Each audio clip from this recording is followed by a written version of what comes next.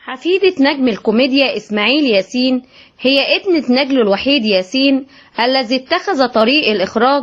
وولدت سارة ياسين بعد وفاة جدها النجم ب12 عام، أي إنها لم تراه مطلقا، هي وشقيقتها سلمى، وهي متزوجة ولديها ابن اسمه ياسين.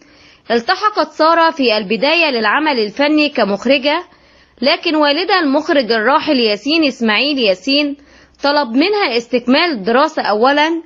كانت سارة ياسين قد ظهرت على إحدى القنوات لتتحدث عن جدها الراحل إسماعيل ياسين ووالدها المخرج ياسين إسماعيل ياسين ورحلتهما الفنية، لتظهر بعد ذلك صورا كثيرا لها خلال مناسبات مختلفة تداولتها صفحات محبي النجم الكوميديا الراحل.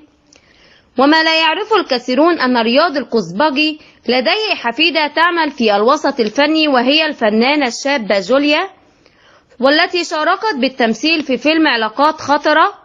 وتعد جوليا مصرية إيطالية بسبب جنسية جدتها والدة رياض القزبجي الإيطالية. رياض القزبجي من مواليد 13 سبتمبر 1903 23 أبريل 1963، ممثل مصري عمل في بداية حياته العملية كمساري بالسكة الحديد.